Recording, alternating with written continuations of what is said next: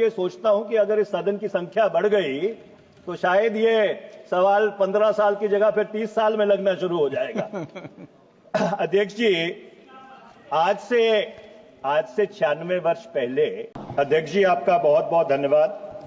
अध्यक्ष जी, क्योंकि इतिहास से जुड़ा हुआ सवाल है तो मैं थोड़ा सा इतिहास बताना चाहता हूं कि नहीं, पूरा इतिहास प्रश्नकाल मत पूरा बताओ। इतिहास मैं आपको कुछ और बता रहा था कि आज 15 साल और 96 दिन बाद पहले नंबर के ऊपर ये मेरा तारे वाला सवाल लगा है। आखिरी बारी 10 दिसंबर 2009 को क्वेश्चन नंबर 1, इससे जो 2 लोकसभा पहले थी उसमें लगा था। तो मैं कभी कभी ये सोचता हूं कि अगर इस सदन की संख्या बढ़ गई तो शायद ये सवाल 15 साल की जगह फिर 30 साल में लगना शुरू हो जाएगा। अध्यक्ष जी, आज से 96 वर्ष पहले जब शहीद आजम भगत सिंह और बटुकेश्वर दत्त ने केंद्रीय विधानसभा में अपना विरोध दर्ज किया था तो उन्होंने कुछ पर्चे फेंके थे। उस पर्चे को रेड पैम्फलेट कहते हैं। उस पर्चे की कुछ प्रतिलिपियां और उनका कुछ निजी सामान जो सार्वजनिक खबरें हैं उसके अनुसार अभी भी पार्लियामेंट स्टेशन के पुलिस स्टेशन के मालखाने में पड़ा है। अब सरकार की तरफ से यह जवाब आया है कि ऐसा नहीं है।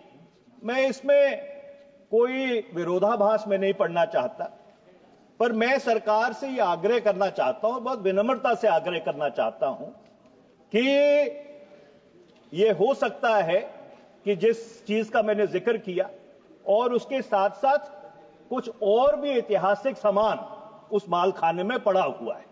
मेरा सरकार से यह आग्रह है कि इसको एक बारी दोबारा से गंभीरता से दिखवा ले, क्योंकि भारत की विरासत से, हमारे स्वतंत्रता संग्राम के इतिहास से ये जुड़ी हुई बहुत ही एक अटूट पहलू है।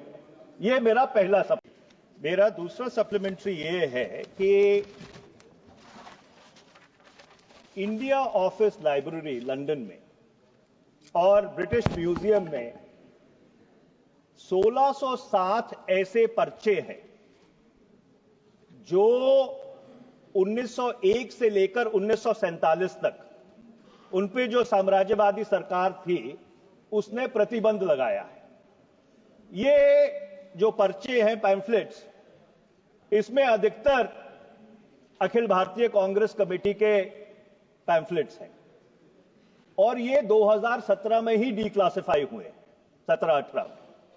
मैं सरकार से ये जानना चाहता हूं कि क्या सरकार को इन पैम्फलेट्स के बारे में जानकारी है, और दूसरा, इनकी जो प्रतिलिपियां हैं उनको वापस लाने के लिए सरकार की तरफ से कोई पहल की जाएगी। और अध्यक्ष जी, इसी से जुड़ा हुआ सवाल एक ये है कि जो भारत की न्यायपालिका है उसमें जो आरोप पत्र दर्ज हैं और जो जुडिशियल रिकॉर्ड है 1900 से लेकर 1947 तक, वो जो इस मुल्क के आम आदमी की भूमिका रही है स्वतंत्रता संग्राम में, उसकी सुनहरी कहानी कहता है।